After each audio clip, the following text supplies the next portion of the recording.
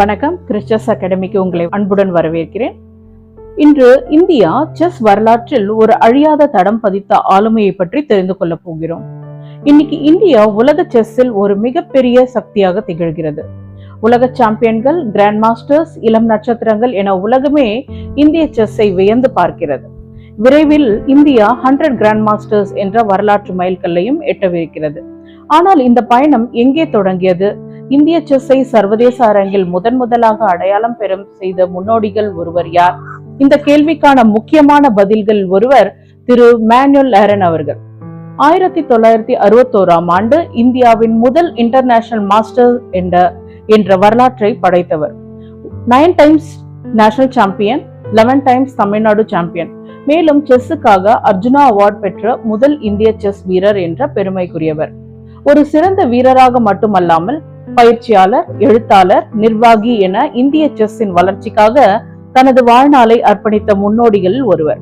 இன்று அவருடைய வாழ்க்கை பயணம், இந்திய செஸ்ஸின் வளர்ச்சி, மறக்க முடியாத அனுபவங்கள், வரலாற்று நினைவுகள் மற்றும் வருங்கால தலைமுறைக்கு அவர் சொல்ல விரும்பும் எண்ணங்களை அவரிடமிருந்தோ கேட்க போகிறோம்.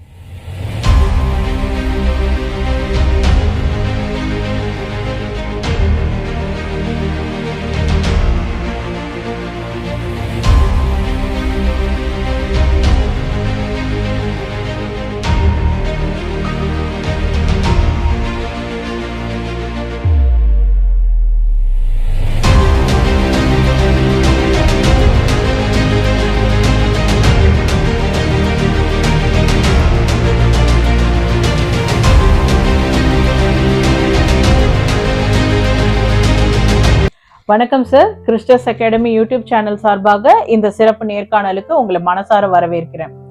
சார், இன்னைக்கு இந்தியா 100 கிராண்ட் மாஸ்டர் என்ற மிகப்பெரிய வரலாற்று மைல்கல்லை நோக்கி பயணிச்சிட்டு இருக்கு. இந்த பயணத்துல இந்திய செஸ் சர்வதேச அளவுல வளர தொடங்கிய காலத்துல முக்கிய பங்காற்றிய முன்னோடிகள் நீங்களும் ஒருவர். அதனாலதான் உங்களுடைய வாழ்க்கை பயணத்தையும் இந்திய செஸ்ஸுக்காக நீங்கள் ஆற்றிய மகத்தான பங்களிப்பையும் உங்ககிட்ட இருந்தே பதிவு செஞ்சு இன்னைய தலைமுறைக்கும் வருங்கால தலைமுறைக்கும் கொண்டு சேர்க்கணும் அப்படின்ற எண்ணத்துல உங்களை பேட்டி எடுக்க வந்திருக்கேன். உங்களுடைய அனுபவங்களையும் நினைவுகளையும் பதிவு செய்வது எனக்கு மிகப்பெரிய சந்தோஷமும் பெருமையும் கொடுக்குது. சார், முதல்ல உங்க சின்ன வயசுல இருந்து ஆரம்பிக்கலாமா? உங்களோட பூர்வீகம் என்ன? நீங்க எப்படி செஸ்ஸுக்கு அறிமுகமானீங்க? அண்ட் உங்களுக்கு யார் செஸ் சொல்லி கொடுத்தா? எங்க இருந்து உங்களுடைய செஸ் பயணம் ஆரம்பிச்சது? நான் பிறந்தது 1935 பர்மாவில். அப்போ எங்கள் அப்பா அம்மா வந்து 2 பேரும் செஸ் விளையாடுவாங்க, ஒருத்தரோட விளையாடுவாங்க. அதை பார்த்துட்டு இருந்தே நம்ம செஸ்ஸை கற்றுக்கிட்டேன். எனக்கு யாரும் சொல்லிக் கொடுக்கல, நைட் இப்படி மூவ் பண்ணணும், பிஷப் இப்படி மூவ் பண்ணணும் அப்படிலாம் யாருமே சொல்லிக் கொடுக்கல. அவங்க விளையாடுறத பார்த்துக்கிட்டே, நான் சின்ன பையனாக இருக்கும், 5 வயசு 4 வயசுல இருக்கலாம், பார்த்து அதுலேருந்தே படிச்சுக்கிட்டேன்.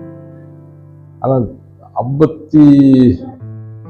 அதுக்கப்புறம் உலகம் போர் ஆரம்பித்த உடனே 42ல் இந்தியாவுக்கு வந்துட்டோம். இந்தியா வந்து மெட்ராஸ் தான் வந்து. மெட்ராஸில் நியூஸ் பேப்பர் ரிப்போர்ட்லாம் பார்ப்பேன். நான் சின்ன பையனாக இருந்தாலும் உலகமாக யுத்தம் நடந்துட்டு இருக்கோம்.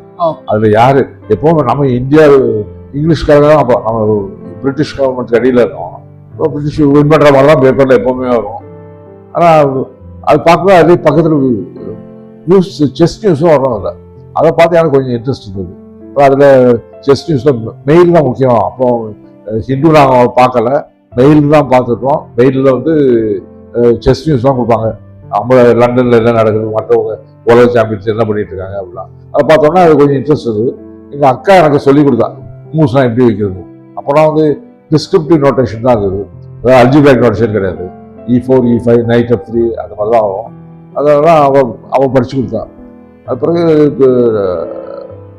ஸ்கூல்லலாம் செஸ்ஸே கிடையாது. அந்த காலத்தில் ஸ்கூலில் கிடையாது. காலேஜுக்கு போனது, ஒரு காலேஜ் வந்து அலகாபாத்தில் படித்தேன். 1952 அலகாபாத்தில் இருந்தேன். அக்ரிகல்ச்சர் யூவிங் கிறிஸ்டின் காலேஜ்னு ஒரு காலேஜ் இருக்காரு அலகாபாத்தில். அங்கே படிச்சுட்டு வந்து அங்கேயும் செஸ் டோர்னமெண்ட் கிடையாது. ஆனால் அந்த அவங்களுக்குள்ளே ஒரு சின்ன டோர்னமெண்ட் வைப்பாங்க. அந்த டோர்னமெண்ட் வந்து இந்தியன் ரூல்ஸில் தான் இருக்கும். எனக்கு தெரிஞ்சது வந்து இன்டர்நேஷ்னல் ரூல்ஸ் தான் ஆரம்பத்துலேருந்து. சென்ட்ரல் வரும் பானு, 8வது கட்டம் போகும்போது பானை வந்து ஆட்டோமேட்டிக்காக மீன் எடுத்துக்கலாம். அப்புறம் அது இந்தியன் செஸ்லாம் அந்த மாதிரி பண்ண முடியாது. அது எந்த நைட் ஃபைலில் போய் சேர்ந்தா நைட் தான் எடுக்க முடியும், பிஷப் ஃபைலில் போனால் பிஷப் தான் எடுக்க முடியும். குவீன் அண்ட் கிங் ஃபைலில் போய் சேர்ந்தா மட்டும்தான் குவீன் எடுக்க முடியும். ரூக் ஃபைலில் போனால் ரூக் எடுக்கலாம். அப்போ ரூக் வந்து ஒரு காலத்தில் குவீனுக்கு வந்து சில இடங்கள்ல இந்தியாவிலேயே வேற வெவ்வேறு இடத்துல இந்தியன் செஸ்க்கு வெவ்வேறு ரூல்ஸ் இருக்கு. அதில் சில இடங்கள்ல தான் பானு குவீன் ஃபைல்லையும் கிங் ஃபைல்லையும் போய் சேர்ந்தா வந்து குவீன் எடுக்கலாம்னு இருக்கும். ஆனால் மற்ற சில இடங்கள்ல என்ன பண்ணுவாங்கன்னா ரூக் தான் ஓவர் பவர்ஃபுல். ஏன்னா குவீன் வந்து அந்த சில வேரியேஷன்ஸ் ஆஃப் இந்தியன் செஸ்ல குவீன் வந்து பிஷப் தான் போகும். அதுவும் கிங்கை சுற்றி ரொம்ப தூரம் போகக்கூடாது. ஏன்னா அட்வைசர், கிங்கோட அட்வைசர் அண்ட் பாடி கார்டு மாதிரி குவீன் வந்து கூட தான் இருக்கும். ஸோ குவீனுக்கு வந்து பவர் ரொம்ப குறைஞ்சிருக்கும். அதனால ரூக்குக்கு தான் நிறைய பவர் கொடுத்துரும். ஸோ எல்லாரும் பாவம் ரூக் ஃபைட்ல தான் போய் 8வது ரவுண்ட்ல 8வது கட்டத்தில் போய் சேர்க்கறதுக்கு ட்ரை பண்ணுவோம். அந்த மாதிரி இருந்தது. அந்த மாதிரி நான் அலகாபாத்லையும் விளையாடி இருக்கேன் அவங்களோட. அப்போ அங்கே அலகாபாத் யூனிவர்சிட்டியில் ஒரு ப்ரொஃபஸர் இருந்தார், மஜும்தார். அவர் வந்து செஸ் பீரியட், அவர் செஸ் கரஸ்பாண்டன்ட் செஸ்லாம் விளையாடுவார் அந்த காலத்துலேயே. அதாவது 1952 53 விளையாடுவார். அப்போ என்ன கூடுவார் அவங்க வீட்டுக்கு. ஏன்னா கூப்பிட்டு நீ நல்லா விளையாடுறன்னு சொல்லிட்டு மற்றவங்களையும் கூடுவார். என்னை கூப்பிடுற அன்னைக்கு அவர் வீட்டுக்கு மற்றவங்களையும் கூடுவார்.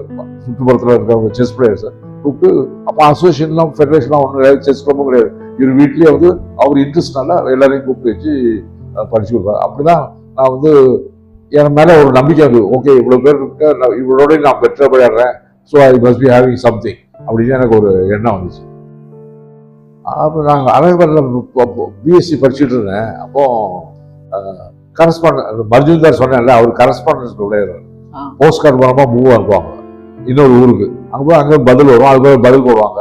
போஸ்ட் கார்டில் தான் நடக்கும் டோர்னமெண்ட்டு. ஸோ அந்த இது நான் பண்ணிட்டு இருப்பேன். அப்போ அது அங்கேருந்து மூவ் வந்த பிறகு அதை வச்சு பார்த்து நம்ம போர்டில் வச்சு பார்த்து பதில் எழுதி அனுப்புகிறோம் போஸ்ட் கார்டில். அதனால பார்க்கும்போது நான் ராத்திரிலாம் உட்காந்து அந்த வேலையை பண்ணிட்டு இருப்பேன். அப்போ எங்கள் அப்பா வந்து சொல்வாரு, டேய் உனக்கு செஸ் சோறு போடுமாடா அப்படின்னாரு. அது பாடத்தை முடியாமல் செஸ் விளையாடிட்டு இருக்கே அப்படின்னு. சோறு போடுமாடா உனக்கு அப்படின்னு கேட்டாரு. எனக்கு பதில் சொல்ல முடியாது. சோறு போடுறது யாருக்கு தெரியும்.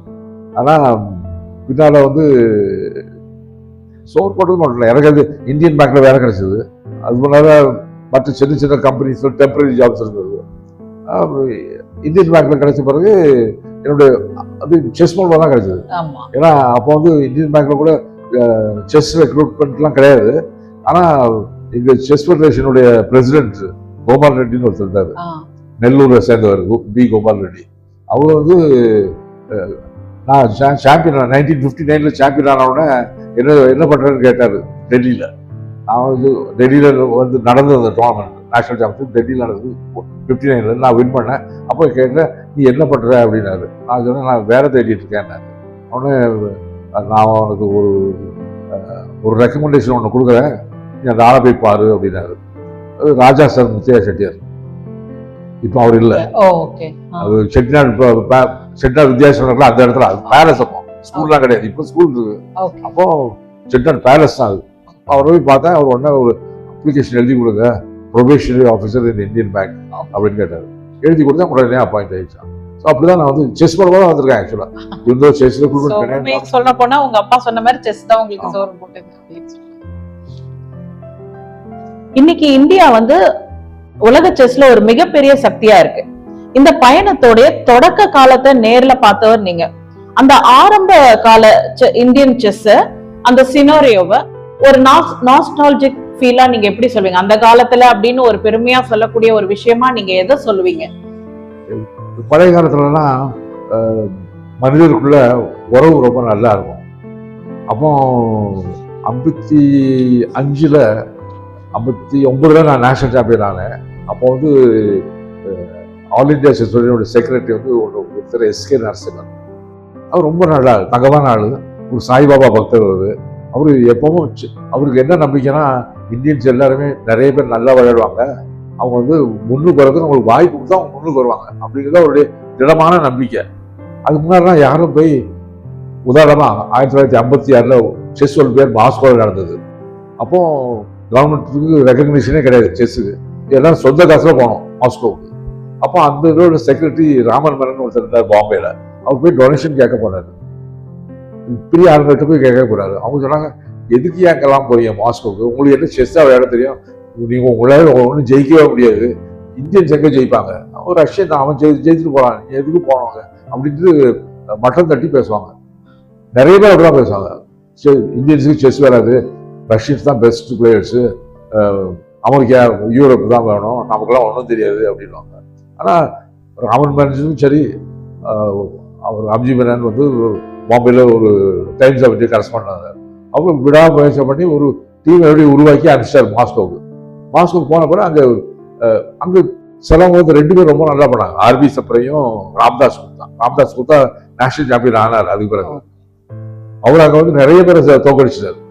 ஸோ இந்தியன்ஸ் வந்து அவ்வளோ அப்போ இதுக்கெல்லாம் முன்னால 1930-31 மட்டும் சுல்தான் கான் ஒரு இந்தியன், அவர் வந்து ரொம்ப பிரபலமா விளையாடி நிறைய பேரை தோக்கடிச்சிட்டாரு. அவரை கூட்டிட்டு போனவர் வந்து நவாபு, இங்க பஞ்சாப்ல இருக்கிற நவாபு. இப்ப அந்த போர்ஷன் பஞ்சாப் போர்ஷன் வந்து பாகிஸ்தான் போயிடுச்சு. ஸோ சுல்தான் கான் அங்க இருந்து ரொம்ப பிரசித்தி விட்ட கிராண்ட் மாஸ்டர் ஆனாரு. இங்கிலாந்துக்கு டாப் போர்ட்ல விளையாடுவாரு சுல்தான் கான். அவன் இங்கிலீஷ் பேச தெரியாது, அவருக்கு இங்கிலாண்டும் பிடிக்காது. ஏன்னா அங்க எப்போ பார்த்தாலும் குளிர், சளி, உடம்பு சரியில்லை அப்படின்ட்டு அவருக்கு புராணம் வந்துகிட்டே இருக்கும். அவரு அப்ப எல்லாருக்கும் தெரியும், அந்த காலத்துல உள்ள கேப்பமோலாக்கா கூட தோக்கடிச்சிருக்காரு. அந்த கேம் கூட இருக்குது. கேப்பமோலாக்கா வேர்ல்ட் சாம்பியன், பழைய வேர்ல்ட் சாம்பியன், 1930 ஆமா 30 வேர்ல்ட் சாம்பியன் போய் அவர் தோக்கடிச்சிருக்காரு டோர்னமெண்ட்ல சுல்தான் கான். அப்போ அதனால அவருக்கு ரொம்ப பிரசித்தி பெற்ற பிளேயரா இருந்தாரு.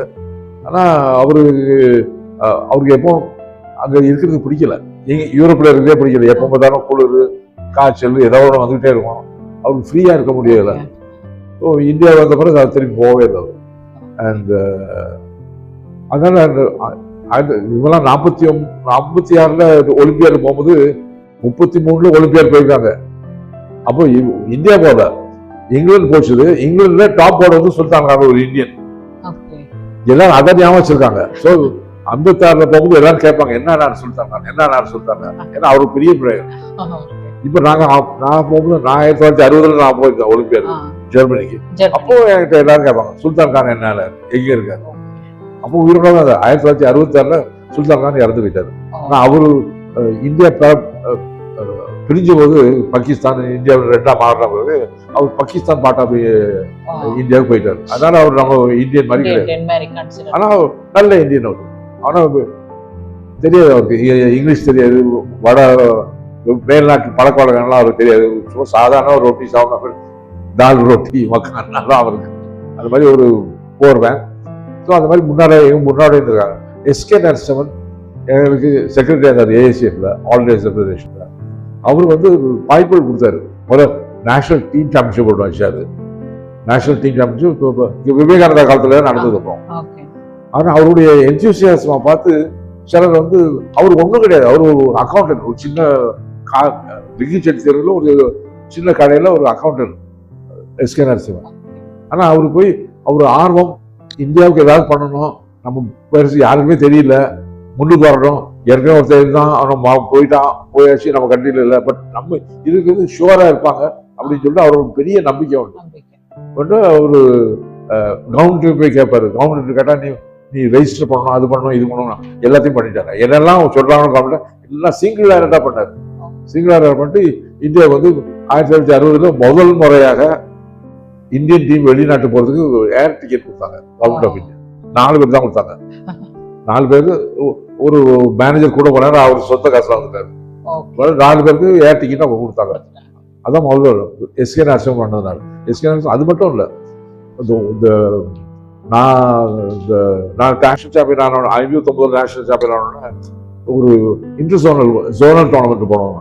ஜோனல் டோர்னமெண்ட் போய் வின் பண்ணாதான் ஐஎம் ஆக முடியும் அப்படின்னு சொல்லிட்டு அவரு ஜோனல் டோர்னமெண்ட் இங்கேயே வச்சாரு, மெட்ராஸ்லேயே வச்சாரு. வச்சு கூப்பிட்டாரு. மங்கோலியால ஒருத்தர் வந்தாரு, அவரை நான் டிஃபீட் பண்ணிட்டேன். அது பிறகு இது வெஸ்ட் ஏஷியா, பிறகு ஈஸ்ட் ஏஷியா. அப்போ ஏஷியா ஒரே ஜோன். இப்போ வந்து இப்போ நான் 3 ஜோனா மாறி போனா 4 ஜோன், இந்தியா ஒரு ஜோன், சைனா ஒரு ஜோன், மற்ற ஏஷியா 2 ஜோன்ல இருக்குது. இது நிறைய ஜோனா பிரிஞ்சு அந்த டைம்ல ஒரே ஜோன். அப்போ இந்த ஈஸ்ட் ஏஷியன் ஜோன்ல இருந்து வின்னரும் வெஸ்ட் ஏஷியன் ஜோன் வின்னரும் விளையாடி டிசைட் பண்ணுவோம் யார் சாம்பியன். அந்த சாம்பியன் தான் go to the inter zonal and he will become IM. எனக்கு வந்து சிஜேஎஸ் பர்டின்னு ஒருத்தர் ஆஸ்திரேலியாவில் வந்தார். ஆஸ்திரேலியா வந்து அந்த ஈஸ்டர்ன் ஜோன், ஈஸ்ட் ஏஷியன் ஜோனில் இருந்தது. அது வின்னர், நான் வெஸ்ட் ஏஷியன் ஜோன். ஸோ அவர் மெட்ராஸ்க்கு வந்தார். மெட்ராஸ் வந்து கூட இன்டர்நேஷனல் டோர்னமெண்ட் ரன் பண்ணார். ரொம்ப கஷ்டப்பட்டு தான் நடத்தணும் பண்ணார். ஏன்னா பணம் பரிசு கொடுக்குறது பணம் கூட கிடையாது. எனக்கு ஒரு ஃபோட்டோ ஃப்ரேம் கொடுத்தாங்க அந்த காலத்தில்.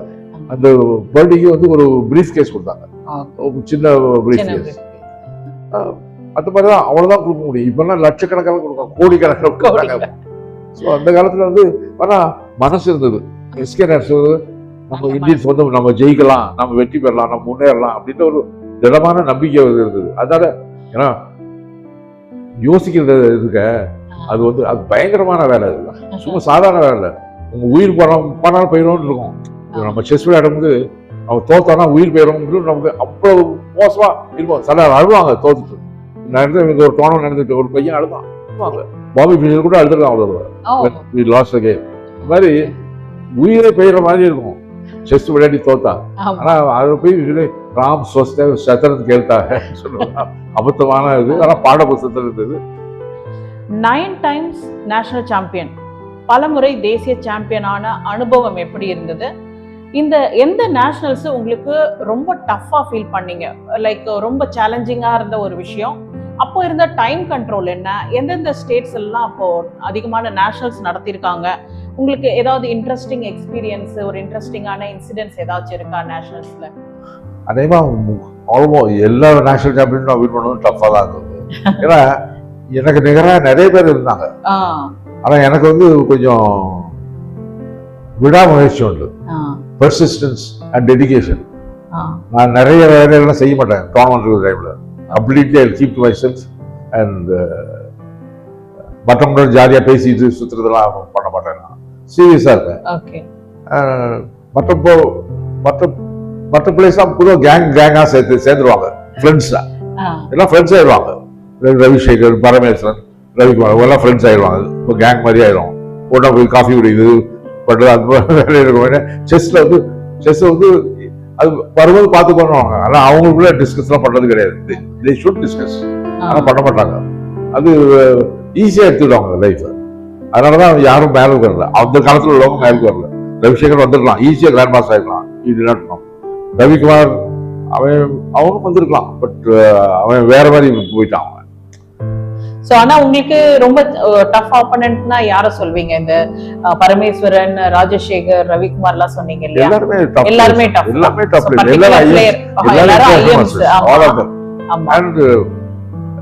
ஆனா ஒரு ஐயம் ஆகாத ஒரு ஆள் உண்டு, நாசிர் அலி, கான்பூரை சேர்ந்தவர். பேர் என்ன? நாசிர் அலி.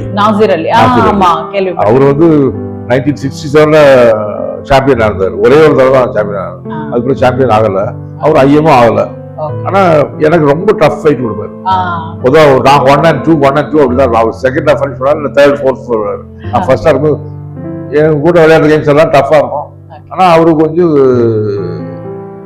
அவர் ஆட்டிடியூட் வந்து சிலது சமயம் அவ்வளவு சீரியஸ்னஸ் கிடையாது. அவருக்கு என்ன பண்றாருன்னா அவரும் ஃப்ரெண்ட்ஸ் கிடையாது, கேங் போறதெல்லாம் கிடையாது. பட் ஆனா அவர் வந்து தான் பெரிய செஸ் பிளேயர் அப்படிங்கிற எண்ணம் அவருக்கு. பெரிய chess player you have to use your brain பண்ணும், வேலை செய்யணும். அதுல அவர் வந்து உதாரணமா சொல்றேன், டெஹரான்ல ஒரு ஜோனல் டோர்னமெண்ட் நாங்க 2 பேரும் போறோம் விளையாடுறது. நான் 1, அவர் 2, 2 பேரும் were sent by the government to play tournament in Tehran. அங்க வந்து அப்போ ஹராந்தின்னு ஒரு யங் பிளேயர் தான் அங்க. அவன் வந்து அவங்க ரூல் அப்போ வந்து இப்ப இந்த இஸ்லாம் அது யாரு அந்த அவங்க கவர்மெண்ட் வந்து மாறுச்சு. அதாவது இப்போ கொபேனி இருக்காங்கல்ல, கொபேனிக்கு முன்னாடி வந்து இந்த கிங் இருந்தாங்க. ராஜபுரம் போது வேற கவர்மெண்ட், வேற டிஃப்ரெண்ட் சிஸ்டம், எல்லாம் ஃப்ரீயா இருக்கும், கட்டுப்பாடு எல்லாம் இருக்காது. அதான் ஹராந்தி வந்து ஹராந்தி அப்போ வந்து is a good chess player, 19 வயசு தான். But he was drafted into the army. எப்படி அந்தந்த ஊர்ல வந்து கட்டாயம் வந்து மிலிட்டரி சர்வீஸ் பண்ணணும். ஒரு 2 வருஷம் 3 வருஷம் மிலிட்டரி சர்வீஸ் பண்ணா அதுக்கு திருப்பி வந்துடலாம். எல்லாம் அமெரிக்காலே இருக்கு அது மாதிரி சிஸ்டம், நிறைய இடத்துல இருக்குது. You must compulsory military service when you are young. அது 2-3 years கழிச்சு யூ go back to அந்த மாதிரி அவன் மிலிட்டரி சர்வீஸ் அவன் Okay. ஹராண்டி. Okay. And he came for the tournament. He was in the uniform Okay. and very handsome fellow. Okay. So Harandi versus Nasir Ali match, பெரிய கூட்டம். யாரை சுத்தி பார்க்கறது? நின்னு பாப்பாங்க இல்லையா கேம் அப்பெல்லாம் சுத்தி நின்னு பாப்பாங்க. இல்ல உட்கார்ந்தே பார்ப்பாங்க. ஓகே உட்கார்ந்து. ஆமா, ஏன்னா நல்லா அரேஞ்ச் பண்ணிருந்தோம். ஓகே. பெரிய கூட்டம் எல்லாரும் எதுக்கு ஹராண்டி பாக்குறதும் அதான். ஏன்னா ஹராண்டி வந்து ஹேண்ட்ஸம் ஃபெலோ, மிலிட்டரி யூனிஃபார்ம்ல இருக்கான் அண்ட் நல்ல பிளேயர். நல்ல பிளேயர். சோ நம்ம பிளேயர் எப்படி வின் பண்றாரு, ஏன்னா நம்ம போறோம், நம்ம இந்தியா தான் இந்தியன்ஸ் வின் பண்ணோம் நம்ம எதிர்பார்ப்போம். அதுவே அங்க லோக்கல் குரூப்ல வந்து ஹராண்டி வின் பண்ணுவாங்க. ஆமா. ராசன் சொல்றேன் என்ன பார்த்தா வந்திருக்காங்க அப்படின்னு சொல்லிட்டு சாக்ரிஃபைஸ் பண்ணிட்டு விளையாடுறான்னு சொல்லிட்டு பீஸை சாக்ரிஃபைஸ் பண்ணாரு. அவன் சாப்பிட்டு வின் பண்ணிட்டான். फिर என்ன சொன்னாங்க, इतने लोग देख रहे हैं, मैंने कहा मैं सैक्रिफाइस करके खेलूंगा. அதாவது இவ்வளவு பேர் பார்த்துட்டாங்க, சாக்ரிஃபைஸ் பண்ணிட்டு நான் எவ்வளவு பிரில்லியன்ட் காட்டணும் அப்படின்னு சொன்னாரு. என்கிட்ட சொன்னாரு. And he lost. பிறகு இன்னொன்னு என்னன்னா, யாரோ ஒரு பாயிண்ட் சாக்ரிஃபைஸ் பண்ணா யோசிக்கவே மாட்டாரு, எடுத்துருவாரு. அது வந்து பாத்துக்குவோம். ஏன்னா அவரு தன்னை தான் பெரிய ஆளுன்னு நினைச்சாங்க. எப்பவுமே எவ்வளவு ஓவர் கான்பிடன்ஸ். நாம யோசிப்போம், இது போனா கேம் போயிருவாங்க. அது சரியான முறை இல்லையா? இந்தியாவுடைய ஃபர்ஸ்ட் இன்டர்நேஷனல் மாஸ்டர் நீங்க. அப்போ நீங்க ஃபர்ஸ்ட் இன்டர்நேஷனல் மாஸ்டர் ஆனப்போ உங்களுடைய அந்த தருணம் எப்படி இருந்தது? ஏன்னா பெரிய அளவுல அது சாதனையா பார்க்கப்பட்டிருக்கோம் இல்லையா? அப்போ அது அந்த நேரத்துல செஸ் உலகம் உங்களை எப்படி ரிசீவ் பண்ணுச்சு? அந்த பட்டம் இந்திய செஸ்ஸுக்கு என்ன மாற்றத்தை கொண்டு வந்தது? அதோடைய தாக்கம், இம்பாக்ட் எப்படி இருந்தது நீங்க இன்டர்நேஷனல் மாஸ்டர் ஆகும்போது? ஏன்னா நீங்க தான் ஃபர்ஸ்ட் இன்டர்நேஷனல் மாஸ்டர். அப்போ அந்த தாக்கம் செஸ் ஃபீல்டுக்கு எப்படி இருந்தது? அப்ப செஸ்ஸுக்கு அவ்வளவு வரவேற்பு இல்ல, வரவேற்பு கிடையாது. நீங்க ஆனதை பார்த்ததுக்கு அப்புறமா எல்லாருக்குமே ஒரு இன்ட்ரெஸ்ட், உங்களை நோட்டீஸ் பண்ண ஆரம்பிச்சிருப்பாங்க அதிகமா. அப்படி இருந்திருக்கும் இல்லையா? அப்படி கூட இல்லைன்னு நினைக்கிறேன். ஏன்னா ஹிந்துல வந்து ஒரு எடிட்டோரியல் போட்டாங்க நான் வின் பண்ணதை பத்தி. நான் வின் பண்ண எடிட்டோரியல் போட்டாங்க. பொதுவாக ஹிந்து ஜாஸ்தி. ஆனா ஹிந்து அந்த காலத்துல செஸ்ல இன்ட்ரெஸ்ட் உண்டு. கஸ்தூரி ரங்காயிங்கர்னு ஒருத்தர் உண்டு. அவரு செஸ் பிரியர் ஹிந்துல. அவரு இந்த டைம்ல செஸ் நிறைய போட்டு. இப்பெல்லாம் அவங்களுக்கு அவ்வளவு இன்ட்ரெஸ்ட் கிடையாது. வேர்ல்ட் சாம்பியன் வேணா ஆனந்தா போடுவாங்க, மற்றவங்க போட மாட்டாங்க. ஒரு காலத்துல Tamil Nadu state championship under 10 under 12 அது ரிப்போர்ட் கூட ஹிந்துல வரும். இப்போ வரவே கிடையாது. ஸ்டேட் சாம்பியன் நேஷனல் சாம்பியன்ஷிப் வர்றது இல்லை. இப்போ எப்போது ஒரு நாள் வரும். ஏன்னா அவங்க டாப் பிளேஸ் பார்த்துட்டாங்க. ஆனந்தெல்லாம் பார்த்தாச்சு, பிரக்ஞானந்தா, வைஷாலி எல்லாரும் பார்த்தாங்க, குகேஷ் எல்லாம் வந்த பிறகு நாங்கெல்லாம் சொண்டை காப்போம். ஆமா. அதனால இப்போ ஒரு மாதிரி பார்க்க போனீங்கன்னா, ஆனா அவங்களே இல்ல, அந்த பிரஸ் இல்லாமலே நல்லா தான் போயிட்டு இருக்கு. ஆமா. ஏன்னா நிறைய பேருக்கு நம்பிக்கை இருக்கு, செஸ் வந்து நம்ம முன்படலாம், நம்ம முன்னுக்கு வரலாம் அப்படின்னு. முந்தி ஒரு SK.7 ராம்ஜீவன் எல்லாம் வச்ச நம்பிக்கை வந்து வீணா போகல. நீங்க எந்த கண்ட்ரில இன்டர்நேஷனல் மாஸ்டர் பட்டம்? மெட்ராஸ்ல தான். ஓகே. 2 சாப் SK தான் இதெல்லாம் ஏற்பாடு பண்ணது. ஃபாரினுக்கு என்ன அனுப்புறதுக்கு காசு கிடையாது, கவர்மெண்ட் கிடையாது, கவர்மெண்ட் கொடுக்க மாட்டாங்க. அதுக்கெல்லாம் இப்ப கொடுக்குறாங்க, அந்த டைம்ல கொடுக்க மாட்டாங்க. செஸ் வந்து மட்டமான கேம் அப்படின்ட்டு யோசிச்சுட்டு இருப்பாங்க. என்ன டோர்னமெண்ட் அது அந்த டைம்ல? Zonal tournament. Zonal, Asian zonal. சொன்னால நான் வந்து இது வெஸ்ட் ஏஷியா இருந்தது. Iran, India, Pakistan, Mongolia, Uzbekistan இதெல்லாம் வந்து வெஸ்ட் ஏஷியா. ஈஸ்ட் ஏஷியா வந்து Singapore, Australia, New Zealand, Japan, China இதெல்லாம் ஈஸ்ட் ஏஷியா. அந்த ஈஸ்ட் ஏஷியன் சாம்பியனுக்கும் வெஸ்ட் ஏஷியன் சாம்பியனுக்கும் போட்டிட்டாங்க. வெஸ்ட் ஏஷியா ஜோன் போட்டி இங்க மெட்ராஸ் தான் நடந்தது. நான் தான் வின் பண்ணேன். அது பிறகு அந்த ஈஸ்ட் ஏஷியன் ஜோன் வின்னர் வந்து CJS பர்டி, ஆஸ்திரேலியா. அவரு வின்னர் வந்து அவருக்கு வந்தாரு, அவரையும் நான் வின் பண்ணேன். அது வின் பண்ணோம்னா I became international master, first international master. அது 1961. நண்பர்களே, இந்த நேர்காணலின் முதல் பகுதியை பாத்தீங்க. ஆனா இது ஒரு பேட்டியின் ஆரம்பம் மட்டும்தான். இன்னும் வரப்போகும் 2ஆம் மற்றும் 3ஆம் பகுதிகளில் விஸ்வநாதன் ஆனந்த் எனும் சகாப்தம், உலகின் மிகச் சிறந்த செஸ் சாம்பியன்கள், இந்திய செஸ்ஸின் ஆரம்ப கால வரலாறு, அந்த காலத்து போட்டிகள், மறக்க முடியாத அனுபவங்கள், பெண்கள் செஸ்ஸின் வளர்ச்சி, சர்வதேச போட்டிகள் நடந்த சுவாரஸ்யமான சம்பவங்கள், இப்படி நிறைய விஷயங்களை திரு மேனுவல் ஆரன் அவர்கள் மனம் திறந்து பகிர்ந்திருக்கிறாரு. இது வெறும் ஒரு இன்டர்வியூ கிடையாது, இந்திய செஸ் வரலாற்றை நேரில் வாழ்ந்த ஒரு முன்னோடியின் அனுபவ பதிவு. வருங்கால தலைமுறைக்கு இது ஒரு வரலாற்று ஆவணமா இருக்கும்னு நான் நம்புறேன். அதனால இந்த தொடரின் அடுத்த 2 பகுதியிலும் தவறாம பாருங்க. குறிப்பா செஸ் வீரர்கள், பயிற்சியாளர்கள், பெற்றோர் மற்றும் செஸ்ஸை நேசிக்கும் ஒவ்வொருவரும் இந்த இன்டர்வியூ முழுமையா பார்க்கணும். நம்முடைய வரலாற்றை தெரிஞ்சுக்கிறது நம்முடைய எதிர்காலத்துக்கு இன்னும் வலிமையை உருவாக்க உதவும். ஒரு நாட்டின் வரலாற்றை புத்தகங்களில் படிக்கலாம், ஆனால் அந்த வரலாற்றை உருவாக்கிய மனிதரிடமிருந்தே கேட்கும் வாய்ப்பு எல்லோருக்கும் கிடைக்காது. அந்த அரிய வாய்ப்பு தான் இந்த இன்டர்வியூ. இந்த வீடியோ உங்களுக்கு பயனுள்ளதா இருந்தா லைக் பண்ணுங்க, ஷேர் பண்ணுங்க, உங்க கருத்துக்களை கமெண்ட்ல சொல்லுங்க. இன்னும் இது போன்ற வரலாற்று சிறப்புமிக்க நேர்காணல்களை பார்க்க கிறிஸ்டஸ் அகாடமி யூடியூப் சேனலை சப்ஸ்கிரைப் பண்ண மறக்காதீங்க. மீண்டும் அடுத்த பகுதியில் சந்திப்போம். நன்றி, வணக்கம்.